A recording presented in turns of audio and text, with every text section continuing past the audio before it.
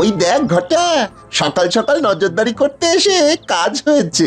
তাই তো দেখছি গোপাল দাদা মনে হচ্ছে ভেতরে ভেতরে কোনো কাজ গোছাচ্ছে। চল চল, কোথায় কি করতে যাচ্ছে পিছনে পিছনে গিয়ে দেখি।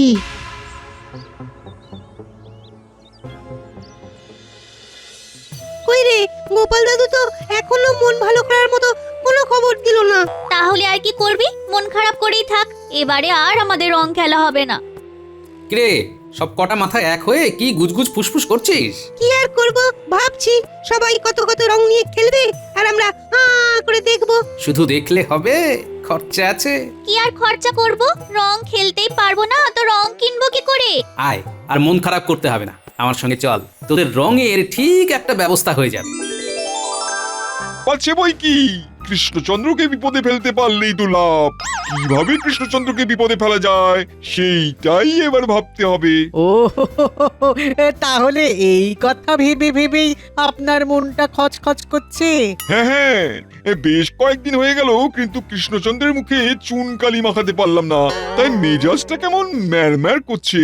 তবে শুনুন জাহাপানা, আমার মাথায় একটা বুদ্ধি এসেছে।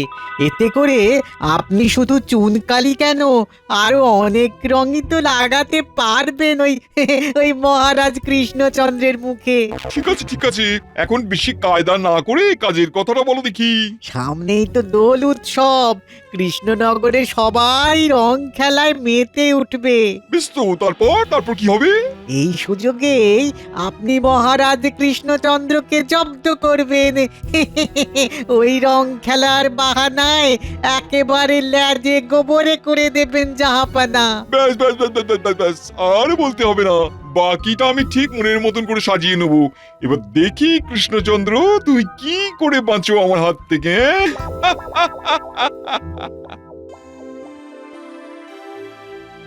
কি হলো মহারাজ, আপনাকে কেমন যেন শুকনো শুকনো দেখাচ্ছে? চিন্তা বুঝলে মন্ত্রী, কেবলমাত্র একটা চিন্তাই আজ সারা দিন ধরে আমাকে যেন কুটকুট কুটকুট করে খোঁচা মেরে যাচ্ছে।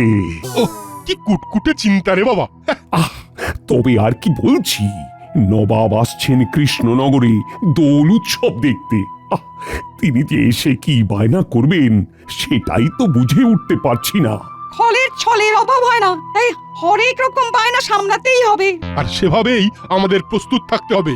দরকার হলে সৈন্য সামন্ত সবাইকে কুচকাওয়াজ করিয়ে আওয়াজ দিয়ে দেব, ভয় পেলে চলবে না। হ্যাঁ, তোমার মতো মোটা বুদ্ধির মানুষ থাকলে কোনো আওয়াজেই কাজ হবে না। নবাব কি যুদ্ধ করতে আসছেন নাকি যে সৈন্য নামাবে? আমি বলি কি মহারাজ, আমায় কিছু অর্থ বরাদ্দ করলে আমি একাই নবাবকে সামলে দেব।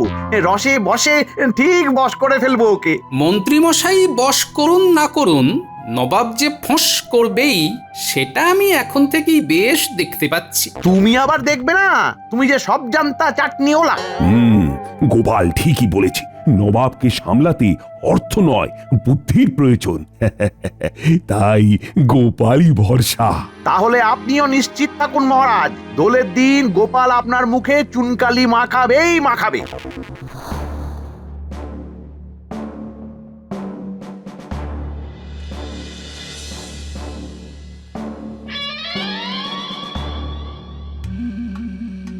এই যে মানিক জোর, শোন, একটা কাজের মতো কাজ করতে হবে। গোপালের ওপর নজর রাখতে হবে, গোপাল কি কি বুদ্ধি খাটায় তার খবর রাখতে হবে।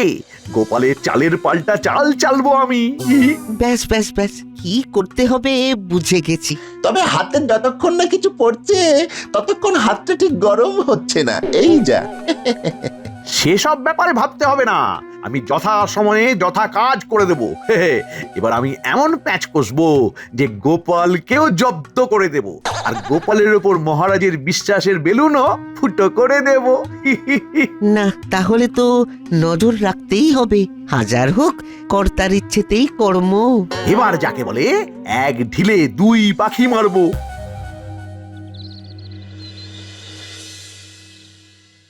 এই যে, বেশ তো পায়ের ওপর পা তুলে বসে আছো, বলি কাজকর্ম কিছু আছে নাকি সব শিখে তুলে দিয়েছো? সারাক্ষণ যদি কাজই করি তাহলে বিশ্রামটা কখন করবো গিন্নি? আরে আজ বাদে কাল দোল, তাই হাত পা ছড়িয়ে খানিক বিশ্রাম করতে দাও, হট্টগোল করো না। ব্যাপার কি রে, তোরা আবার পড়াশোনা শিখেই তুলে দিয়ে মুখ গোমরা করে চলে এলি কেন? সারা বছরই তো পড়ি, এখন কোথায় একটু রং মাখামাখি করব সেটাও হবে না মনে হচ্ছে। কেন রে, হঠাৎ এরকম মনে হচ্ছে কেন? কেন আবার? বাড়িতে বাবা মা সবাই তো বলছে রং খেলে সংসার আর চলবে না, তাহলে কি আমরা রং খেলবো না? বাড়ির সবাই তো ঠিকই বলেছে, যেমন তেমন রং মাখলে শরীর খারাপ হয়ে যাবে। শুধু জ্বর সর্দি নয়, খোস, চুলকুনি, ফোঁড়া, ফুসকুড়িয়ে হতে পারে। দেখেছো, তুমিও কেমন ভয় দেখাচ্ছ। ধুর, ভালো লাগে না। তা বলে কি বছরে একদিন আমরা একটু মজাও করতে পারবো না? দিলে তো দাদু হয়ে বাচ্চাদের এইভাবে মন খারাপ করে দিলে, সাধে কি আর বলি, তোমার মতো বেরসিক লোক আর আমি দুটো দেখিনি। না না দাদু, আমরা সব কিচ্ছু জানি না। তোমাকে আমাদের নিয়ে রং খেলার একটা ব্যবস্থা করতেই হবে। হ্যাঁ দাদু, বলো না, দোলের দিন রং না খেললে চলে? বেশ, আমি যখন তোদের মন খারাপ করেছি তখন তোদের মন ভালো করার দায়িত্ব আমার। দেখি তোদের জন্য কি করতে পারি।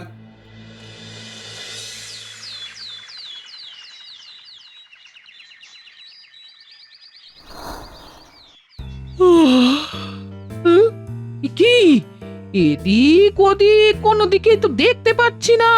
মানুষটা সাত সকালে ঘুম থেকে উঠে কোথায় গেল? তবে কি কাজ না করার খোঁচা দিয়েছি বলে তেরে ফুরে কাজে লেগে গেল নাকি?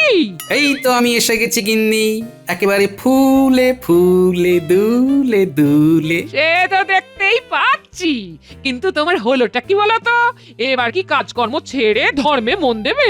আরে না না, সেসব কিছুই নয়। এই ফুলের অন্য কাজ আছে গিন্নি। কাজ না অকাজ সে তুমি জানো। তোমার যে মনে মনে কি আছে সে আমি কি করে জানবো? দাও গিন্নি, এখন একটা থলে দাও দেখি। বেছে বেছে কিছু শাকসবজি থলেতে ভরে নিয়ে কাজের কাজ করতে যেতে হবে এবার। হ্যাঁ, ফুলের পরে আবার শাকসবজি? বলি মাথাটা কি তোমার পুরোপুরি খারাপ হয়ে গেছে গো? মাথা খারাপ হয়ে গেলে মাথাটা খাটাবো কি করে গিন্নি? তো তুমি কিচ্ছু ভেবো না, যা হচ্ছে ভালো হচ্ছে, আর যা হবে তাও ভালোই হবে।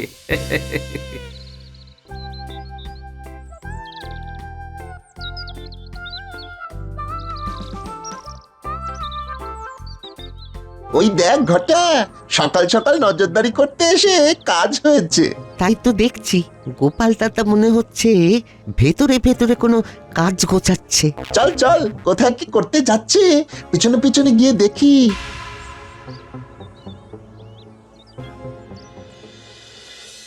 কই রে, গোপাল দাদু তো এখনো মন ভালো করার মতো কোনো খবর দিল না। তাহলে আর কি করবি? মন খারাপ করেই থাক, এবারে আর আমাদের রং খেলা হবে না। কিরে, সব কটা মাথায় এক হয়ে কি গুজগুজ ফুসফুস করছিস? কি আর করব, ভাবছি সবাই কত কত রং নিয়ে খেলবে আর আমরা করে দেখবো। শুধু দেখলে হবে, খরচা আছে। কি আর খরচা করব? রং খেলতেই পারবো না তো রং কিনবো কি করে? আয়, আর মন খারাপ করতে হবে না, আমার সঙ্গে চল, তোদের রঙের ঠিক একটা ব্যবস্থা হয়ে যাবে।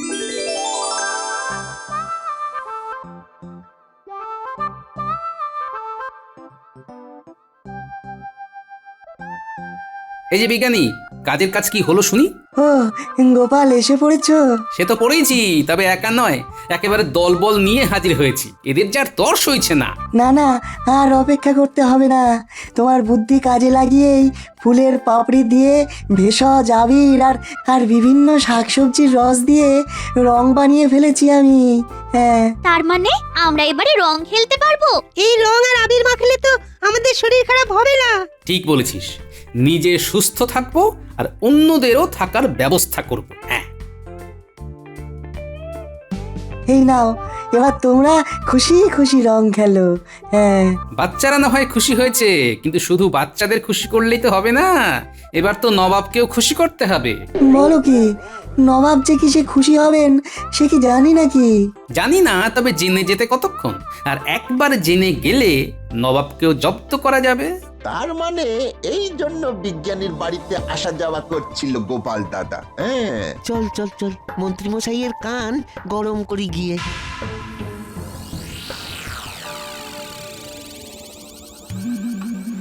গোপাল যে ভেতরে ভেতরে কি করছে কিছুই তো খবর পাচ্ছি না।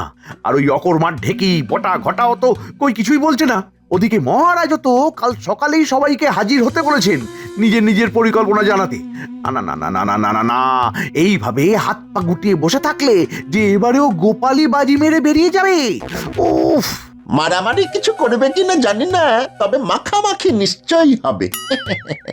আর তার জন্যে বিজ্ঞানীর কাছে গিয়ে ভেষজ রঙের ব্যবস্থাও করে ফেলেছে গোপাল দাদা। তার মানে তলে তলে এই ছবি করছিল পালের গোদা গোপাল। আর এই রং দিয়েই নবাবকেও জব্দ করার ফোন দিয়ে আঁটছে গোপাল দাদা। হ্যাঁ, ওর ফন্দিয়াটা বের করছি। গোপাল যদি যায় ডালে ডালে, তাহলে আমিও পাতায় পাতায় যাই। তাহলে তাই আমরাও যাই এইবার। যাবি তো বটেই, তবে এবার একটা বিশেষ জিনিস জোগাড় করে আনতে হবে তোদের, আর ওই দিয়েই এবারে গোপালকে একেবারে লেজি গোবরে করে ছাড়বো। শোন তবে।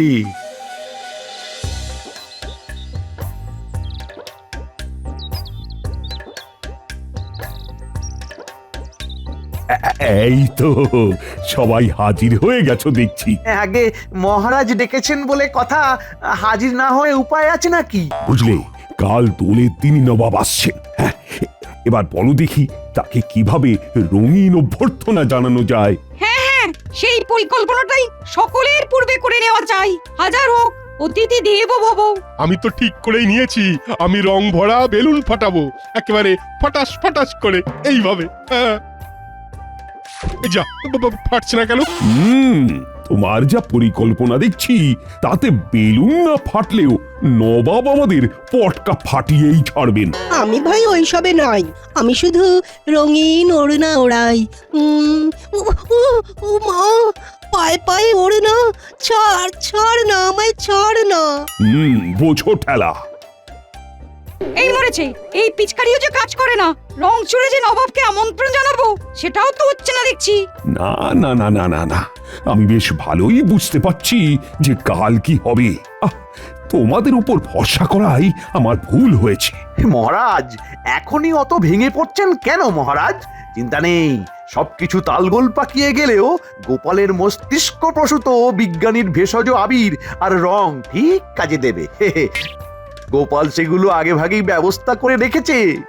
বলো কি, গোপাল তার মানে ভেতরে ভেতরে কাজ গুছিয়েই রেখেছে।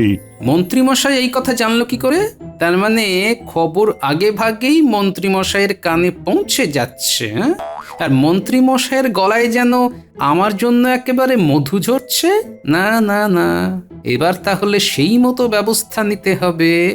গোপাল, তুমি বরং ওইসব আবির রং রাজপ্রাসাদে এনে জমা করে রাখো, যাতে নবাব এলে সময় সুযোগ করে আমরা তাকে ওই রং দিয়েই বরণ করে নিতে পারি। হ্যাঁ, তাই করো গোপাল, কাজ বরং আগে থেকে এগিয়ে রাখা ভালো। তবে অতিভক্তি চোরের লক্ষণ। বুঝতে পেরেছি, লক্ষণ ভালো নয়। দেখা যাক কি হয়। বেশ, তাই হবে মহারাজ।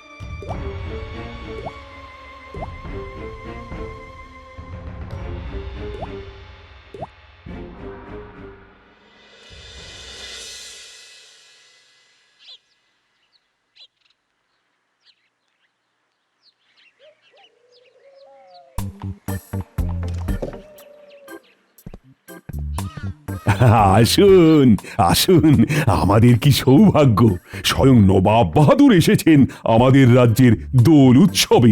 সৌভাগ্য না দুর্ভাগ্য সে তো ঠিক সময় টের পাবেন মহারাজ। হ্যাঁ, আমিও খুব খুশি হয়েছি এখানে এসে, তবে আরো খুশি হব তোমাকে জব্দ করতে পারলে। বেশ তো, তবে গোপাল, তুমি এসেই না হয় নবাবের কপালে ভেষজ আবির মাখিয়ে বরণ করে নাও ওনাকে। মন্ত্রীমশাইয়ের হলোটা কি? এইভাবে সব কাজে আমাকে এগিয়ে যেতে বলছেন? না না, ওর হাবভাব তো খুব একটা সুবিধার ঠেকছে না। ওর এত উৎসাহের কারণ কি? তবে কি আবিরেই? যাও গোপাল যাও, তুমি তবে আর দেরি করো না। ইয়ে, যাকে বলে শুভস্য শীঘ্রম। ওই আবিরে কায়দা করে আগে থেকেই চূর্ণ মিশিয়ে দিয়েছি আমি। এই কারণেই আগে থেকে সেই সব রং আবির রাজপ্রাসাদে মজুত করতে বলেছিলাম। এবার গোপালকে দিয়ে নবাবকে বরণ করানোর সময় সব ফুর্তি বের করে দেব। আরে আরে, আরে, করো কি ওইসব রং আবির দিয়ে আমাকে বরণ করে নিতে চাইলে তো হবে না। হ্যাঁ, হবে না তাহলে হবেটা কি? জাহাপানা তো এখানে রং মেখে নয়, রং মাখিয়ে দোল উৎসব শুরু করবেন। আগে সে তো করবেনই, তবে তবে তার আগে নিজে একটু রং না মাখলে হয়? আজকের দিনে একটু রং তো আপনাকে মাখতেই হবে। বেশ, এত করে বলছো যখন, তখন রং না হয় মাখবো। তবে সেই রং এমন রং হবে যে রং গায়ে লাগবে না, কিন্তু আমি রঙিন হয়ে যাব। হ্যাঁ, এমন কিছু কি মাখাতে পারবে কৃষ্ণচন্দ্র? না হলে নবাবকে ঠিক মতো অভ্যর্থনা করা হয়নি বলে মহারাজকে জরিমানা করা হবে। হ্যাঁ, সে আবার কি কি ফাঁসলাম রে বাবা। এখন এই বিপদ থেকে আমাকে একমাত্র গোপালই উদ্ধার করতে পারে। বেশ তো, নবাব বাহাদুর না হয় মৃদু জলযোগ করে একটু বিশ্রাম নিন এই ফাঁকে, তারপরে যথা সময়ে রং মাখামাখির ব্যাপারটা সামলে নেওয়া যাবে। বেশ, তাই হবে। তবে সাবধান জাহাপানা, ভুলে যাবেন না আপনার কিন্তু ওই দুধ জাতীয় খাবার দাবারে বারণ আছে। খেয়েছেন কি অমনি পেটের গড়বড় শুরু হয়ে যাবে। তোমার আর মনে করানোর দরকার নেই, সে আমার ভালোই মনে আছে। তাহলে এই ব্যাপার, হ্যাঁ? তবে তো এটাকেই কাজে লাগানো যেতে পারে।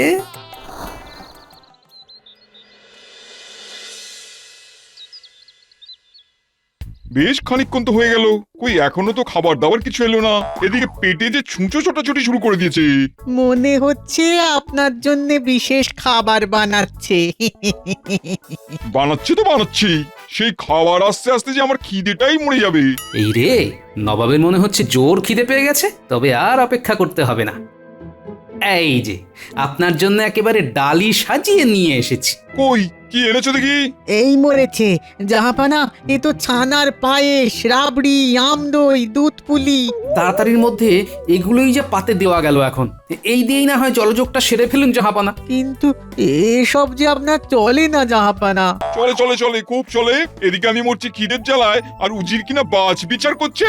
না চললেও চালিয়ে দিন জাহাপানা, দেখবেন কিচ্ছু হবে না। কথাতেই তো আছে, বিদেশের নিয়ম নাস্তি। দাও দাও দাও দাও দাও দাও দেখি খাই। কেমন স্বাদ হয়েছে দেখি। খেয়ে নিন, আপনার খাওয়া হয়ে গেলেই না হয় দোল খেলার উদ্বোধন হবে। এক্ষুনি নবাব এসে রং খেলা শুরু করবেন, কিন্তু তার আগে তার যে ওই অদ্ভুত শর্তটা পালন করতে হবে, তার কি হবে? সে আর কি করে সম্ভব? নবাব ঠিক আপনাকে প্যাঁচে ফেলে দিয়েছে। নবাবের কি বুদ্ধি! এবার তবে কি হবে? কি আবার হবে? মহারাজের মুখে চুনকালি পড়বে। আমি তো আগেই বলেছিলাম, গোপালের ওপরে ভরসা করলেই ডুবতে হবে। হ্যাঁ, কে বলেছে? মন্ত্রী মশাই। যে ডোবাতে পারে সে ভাসাতেও পারে। দেখুনই না কি হয় এবার। হ্যাঁ, তাহলে ভালো কিছু হবে বলছো? তাই যেন হয়। এই তো জাহাপনা হাজির হয়ে গেছেন, এবার তাহলে রং খেলা শুরু করলেই তো হয়। সে না হয় করছি, কিন্তু আমাকে ওই রং ছাড়া রঙিন করার কি হবে? হবে হবে, সব হবে। এই তো হলো বললে। এই এই এই মরেছে, এই মরেছে, আবার যে পেয়ে গেছে, পেটটা মোচড় দিচ্ছে। এই এই আমি যাবো আর আসবো।